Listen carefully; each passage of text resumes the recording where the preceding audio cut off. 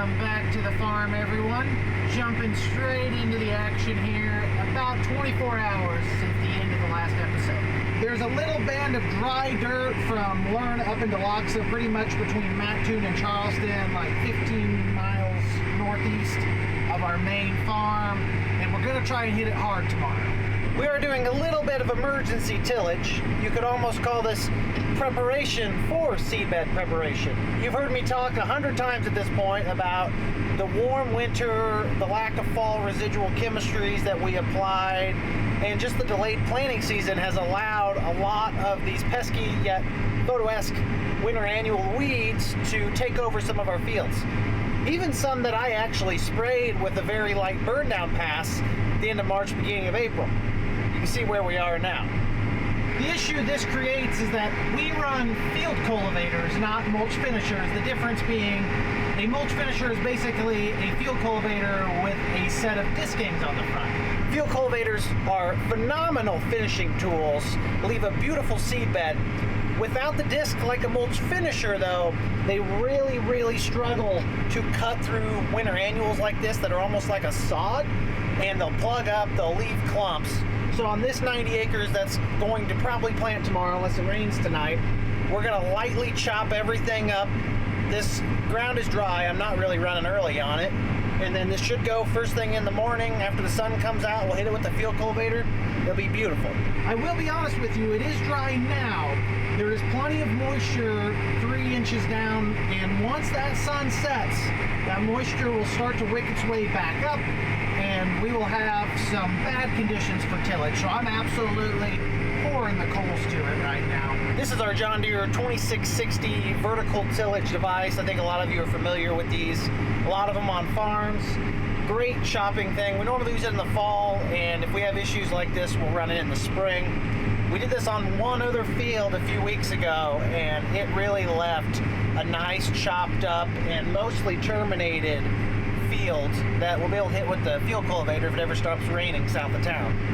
Here comes the air evac helicopter, either just landing or leaving from Sarah Bush here, the local hospital in Coles County. And you've got Mattoon over that way, you've got Charleston about 7-8 miles to the east. Based on how this is looking up in the evening, we may have messed up a little bit logistically. Probably should have called Jeff and Katie in to work this evening about 5:30 and had them bring both field cultivators up and start on the western 220 acres. It is a different program. It actually got worked last fall, so it's not as weedy. A couple guys running in the neighborhood. You get it worked at night before the moisture sets in, it should dry out quicker in the morning to be able to get on it with a planter. Either way, I think we will be out here tomorrow, which is ahead of schedule versus what I was thinking a couple days ago. I actually do know a good handful of farmers that only run 2660s for tillage. They run it in the fall to work down corn stalks, and then they'll also use it as a spring finishing tool in front of the planters. As long as the ground is dry, honestly, it's a pretty reasonable argument. A good field cultivator is knocking on probably 200 grand. A good one of these is definitely knocking on 200 plus grand. Why have 400 grand in equipment when you can have 200 grand tied up in something that can be used in both seasons? Yeah, you're gonna get more wear and tear. You're also not sitting on an extra 200 grand worth of equity or payments or however you wanna look at it. That is a very viable strategy, except for these 2660s have two major flaws. First, they're not very good leveling devices. So if your seedbed's uneven at all, this will not level as good as a field cultivator. I'll just be honest. The finish is fine as long as it's dry, but leveling, it's not gonna impress you by any means. Not that a field cultivator is perfect either in that regard, it's just slightly better. We're running out of time here before the moisture comes up, the sun's starting to set. The second disadvantage, and this is huge, especially once you get pushed back into May or 4+ weeks beyond when you normally like to plant, is that this is not a super effective weed control device. It is a cutter, a chopper, but it's not sweeping across the ground like a field cultivator does, digging out everything. In between each one of those diskings, even at the most aggressive angle, there is a gap. I've worked through a few spots of pretty thick water hemp, and when I came back on the next round, you could actually see in between the gaps of where this ran that the water hemp was not touched at all.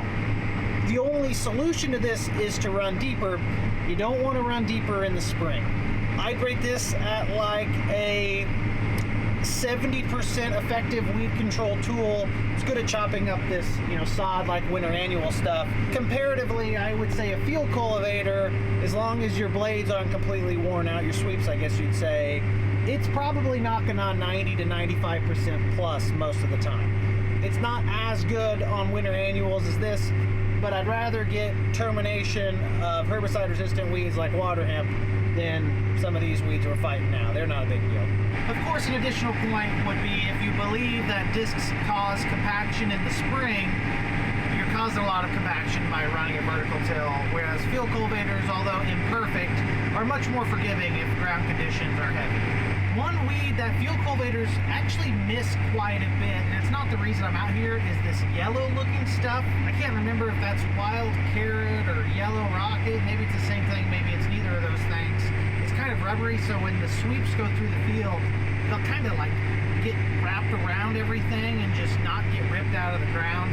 Not that it's actively moving, it's just the nature of how the plant is.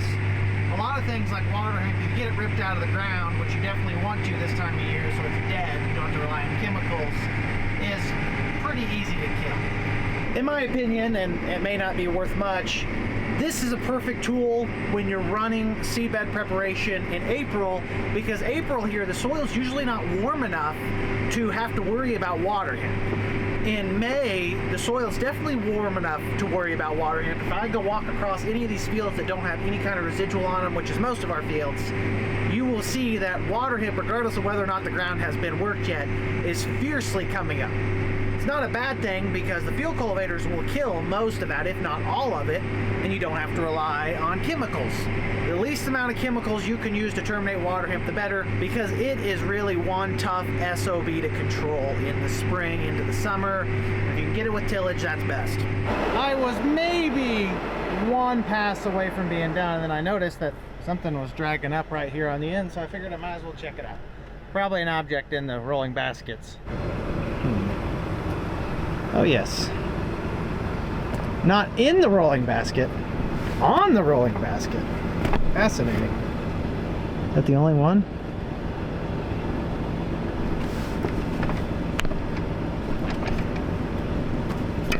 Man. I wonder if I can go backwards. Is that even possible? I'm sure there's something in the fine print that says don't go backwards. I don't really know why you couldn't. As long as you don't go too far and bring dirt around the backside of the scrapers and knock them out of place or something. Moisture is definitely kind of starting to go up. I'm just hardly scratching the top of this. I bet tomorrow this will work up nicely.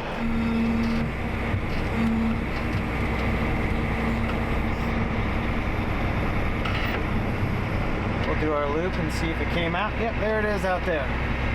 We'll let the planter guy pick that one up. 90 acres chopped up. Really didn't go that poorly other than catching a rock at the end. Not a whole lot of rain in the forecast tonight, if any at all. We're gonna head home and see what tomorrow brings. That's the finish the VT tool left us the next morning. Again, you could probably plan into that, but we'll bring the field cultivators up here after the sun's been out and the wind's been blowing for a few hours and just polish this up nicely, make sure all the weeds are dead. Both planters are out of the shed, cleaned out and ready to load.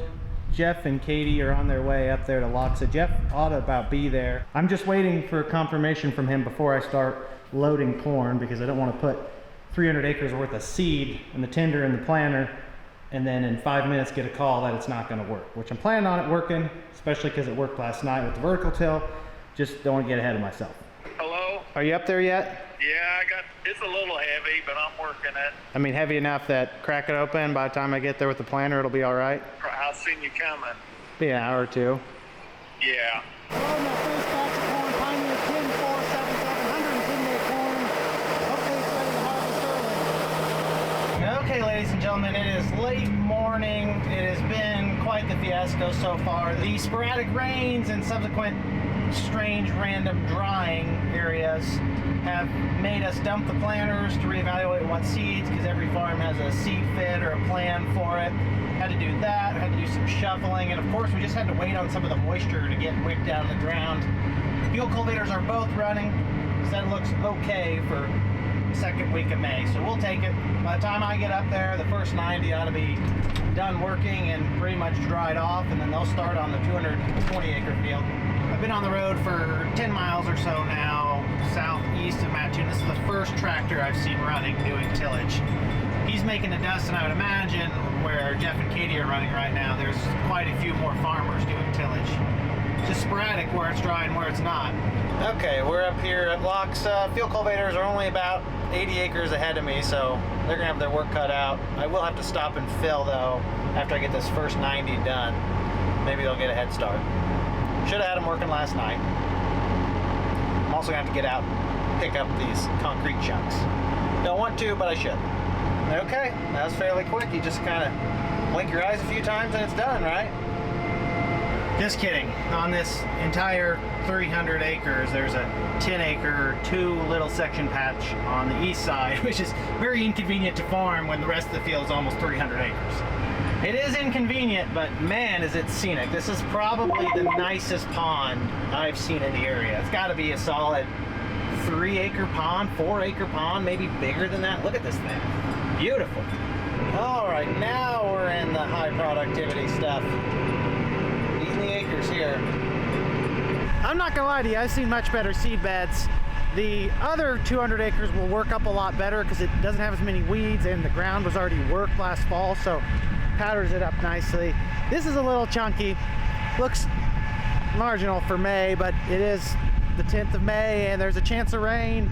Actually guaranteed inch and a half over the next week, starting in 2 days, so looks pretty good with that forecast. I'm in a good spot here, just for the record. We are 1 3/4 inches in the ground, perfect.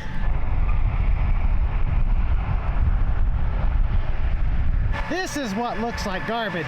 I may even actually up the pressure on my closing wheels a little bit, make sure I get those clods broken down if I can. In a perfect world, you'd have more time between tillage and planting, but we got acres to cover today.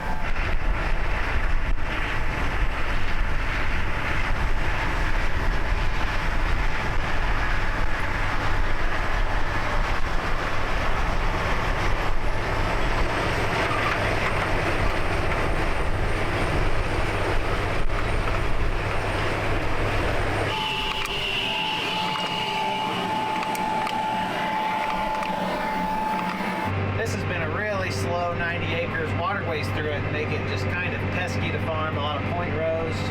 Planter's not complaining though, targeting 34.5, 99.9% singulation there, very little varies, 100%, I don't know that I've seen that this year so far. I had to run my downforce up, I hate to run it that high, but this henbit, chickweed, whatever we're fighting out here that we've worked this twice to combat, still does leave some clumps out there, and I'd rather have the soil a little bit pushed down than run the risk of my units hopping out of the ground.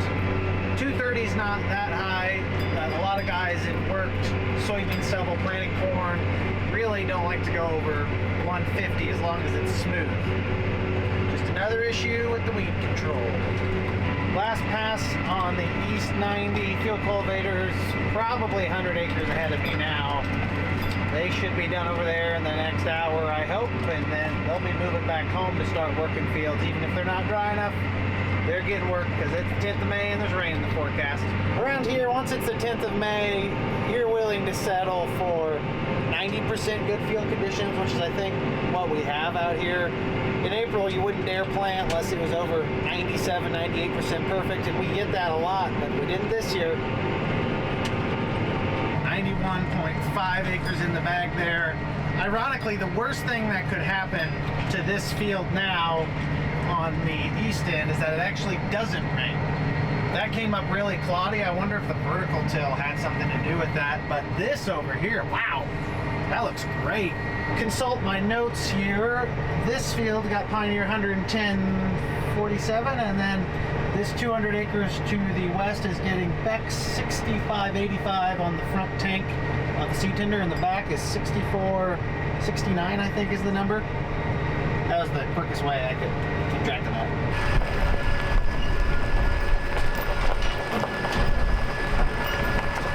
Whoa!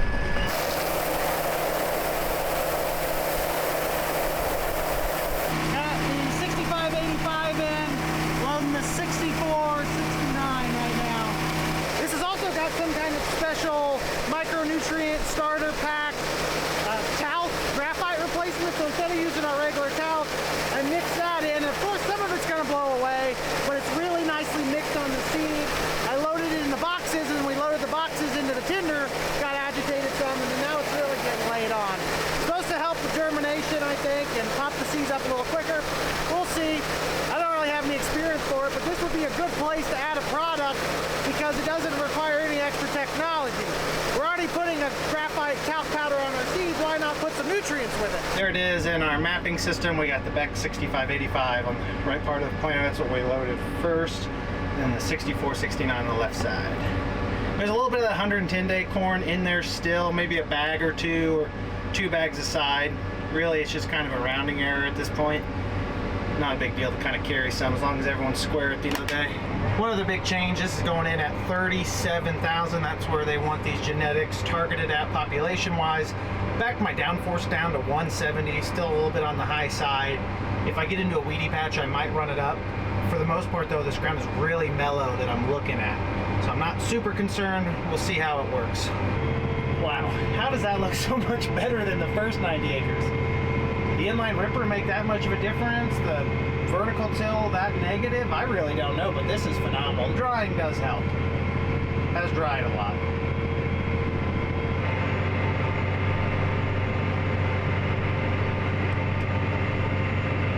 I was really excited to get the drone up once I got past this ornery line of power poles, the whole length of the field, about 35 acres in from the east side. But the field cultivators are already folding up and leaving. Jeff left like 5 minutes ago. Katie's just wrapping up over there. There's a neighbor working there. Even if we're not planting in the best conditions, we're not in bad company because everyone else is doing it. I mean, it's May, you just gotta go eventually. There goes Katie. You can just barely see the top of her tractor. She's headed home to work some stubble. Dad may plant that tonight. Jeff's working corn stalks or headed to try some. Maybe I can plant those in a little bit. I don't normally like stopping when I'm covering an acre. I figured I shouldn't leave this out in the field. I'm about 75 acres into the field. I noticed I was getting kind of a trenching mark here on this outside row, and I realized the bearing's out on this. I don't have a spare. Chris is bringing me one. The ground is mellow enough right now. I mean, absolute powder. I'm just going to take this one off and then put this in another setting, and this will actually close the trench just fine on its own. They go like that through the ground, so you would think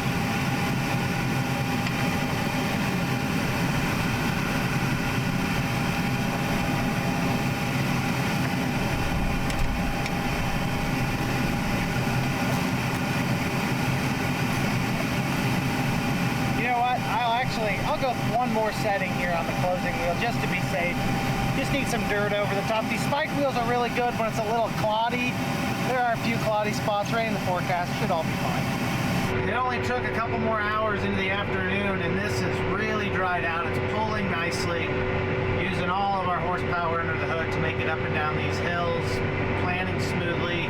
This is one of those fields we did that major land shaping surface optimization drainage project on last fall, and I've noticed, especially on one of this size, it seems like you create some gremlins that really take a couple of years to weather out a little bit, smooth out. So there's spots out here that just have some unusual characteristics now, whether they're soft or, I don't know, kind of rough.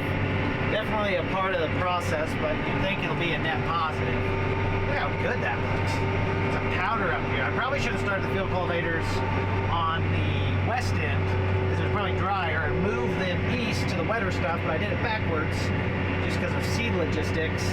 And really, the other stuff probably needed to dry before I got over here. The real lesson, as I've said, is that we should have been out here last night, because every night the moisture comes back up, and the longer you go without rain, the less moisture there is to come back up. So tomorrow we'll be able to start earlier, or our wetter fields will be a little bit drier tomorrow. So that's kind of how it happens. Problem is, it's going to rain in a couple days, so the cycle kind of restarts itself. To further explain that a little bit, the reason why getting it worked at night when it's dry is so helpful is because when you work it, you are allowing added evaporation. It dries it out a lot.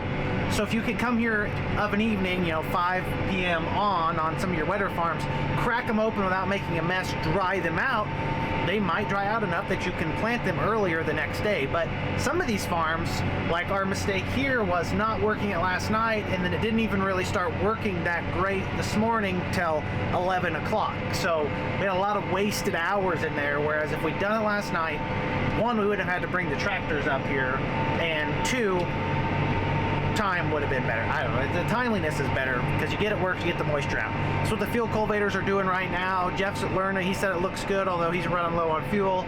Katie's down home working. Probably gonna plant some more corn tonight. I don't know if we'll get any more beans in, just because I'm running the corn planter. I also run the bean planter, so it doesn't really make sense that I could do both. 195 acres in the bag, and I'm just about to run out of seed.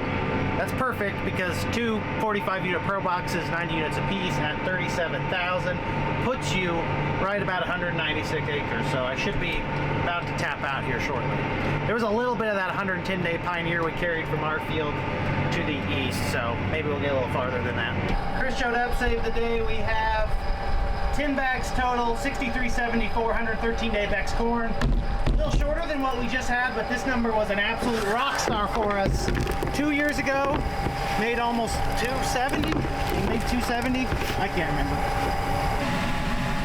Chris brought us a spare closing wheel. It's doing fine without it, but it doesn't hurt to have it. This is just a regular standard rubber. This is what we normally used to use. But these spike wheels are supposed to be better in more marginal conditions, which we've definitely seen some of those so far.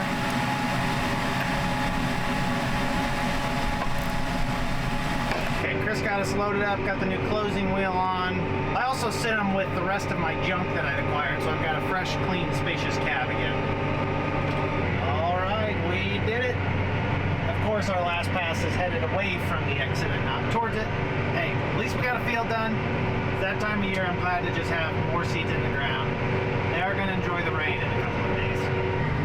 That was a long 315 acres. Not every acre plants the same. I don't think that one plants as fast as you'd like it to, or maybe it's just a lot bigger than I realized. That first 90 acres is not that fun to farm with all those waterways. This one has waterways, but they're just not as inconvenient. You look at that, a nice dusty tractor. That's not something we've seen since March. The only time I really made a dust like that. I think he's got a full tile pattern out there, and that makes a huge difference on a year like this. Be nice to have a few more of those fields. Beautiful day, amazing evening. I mean, we've had fantastic drying weather. That's why we're going to try to get everything worked possible. Moisture will set in here another 2 hours, I'd say. Looks like Bill Uphoff's first planted field of corn, or one of his first fields, is up. He joked with me the other day on the phone that he thought these fields ought to be drying a little quicker just because we're driving by them so much. The air movement from our trucks ought to be maybe evaporating some moisture. I can't say I disagree, but I've yet to see that, Bill. We're back in Paradise Township. Got this short 80 here we're going to plant. It's probably a little bit on the wet side, but oh well. It's like my Uncle Dave, my mom's brother's working their field here. It's a little heavy, but he's using a disc, and this one's field cultivated. And we actually got this worked a couple of weeks ago, which helps us a little bit, dries it out. So we're going to put the hammer down before the sun sets. Other two field cultivators, they're running somewhere. I'll show you in a bit. We are loading up Pioneer 13777. Supposed to be a really good go anywhere hybrid 113-day corn from Pioneer. Excited to get it on this farm. You can tell I wasn't paying enough attention. Pioneer corn is not green.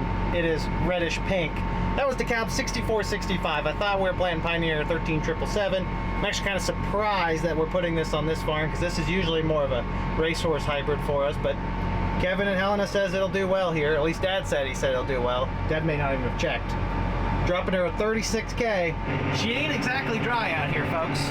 It is weed-free, though, because I got about a 25-acre patch of a trial for Syngenta storing, and I got that sprayed 7 days ago, so obviously we worked again, but there was no emerged weeds out here other than what was already here that got burned down, the carcasses, so to speak. It's supposed to be a one-pass product. We're getting the corn planted. See how it shapes up here in another, I don't know, 4 or 5 weeks when the weed pressure starts to break through some of these other chemistries. I did all the hard work, got the ends on, got the auto steer set up, and then Dad said he might want to plant once all that stuff's done. So whatever, if he wants to run it, I got her set up. She's purring like a kid right now.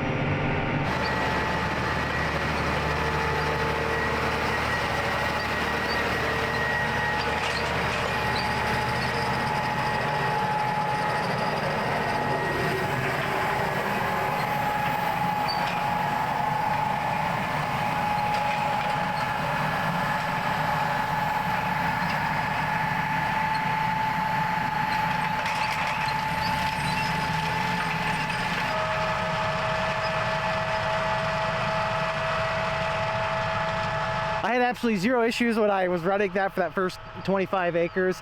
And the minute I get in my truck, watch, he will call me and say, the rows aren't planting. It's like, well, Dad, obviously you did something because it was working fine for me.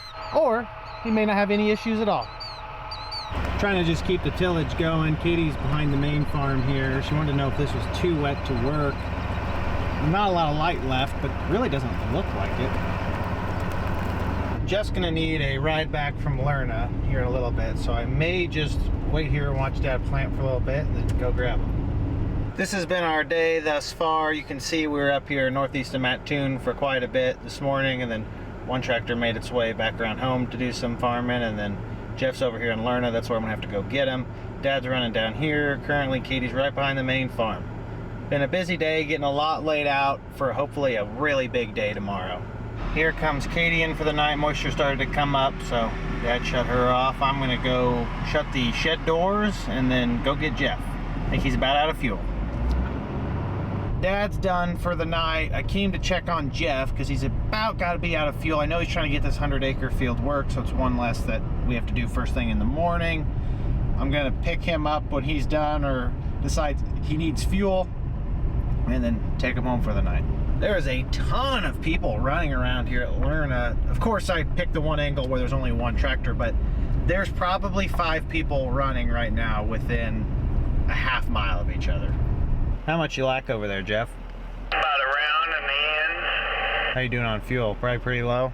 Yeah, I'm not in the red yet. Oh, okay, well that's good. You might as well finish the ends. I'll just sit here and wait on you. I'm not in a hurry. That's 170 acres that'll be ready pretty early tomorrow for me to plant. There's another 60 here that'll need worked. I'll have to run and get fuel for the tractor. We ended today with 400 acres of corn planted. I would have liked to have these beans in, but it's just not the way the cards fell. We spent a lot of time traveling, unfortunately, and it really wasn't that ready first thing, not dry enough. So maybe tomorrow will be a big day. We've got some stuff pre-worked. It'll give us an advantage. Although, who knows what the weather may hold. I'm going to take off for the night, go see my family. As always, everyone, I greatly appreciate every single one of you continuing to tune in and support the channel. Your viewership means the world to me. I'll catch you all in the next episode. Until then, make sure you like the video if you enjoyed it, subscribe if you want to see more, and comment down below if you have any questions. You know I love to talk about farming. Have a great night, everyone. Peace!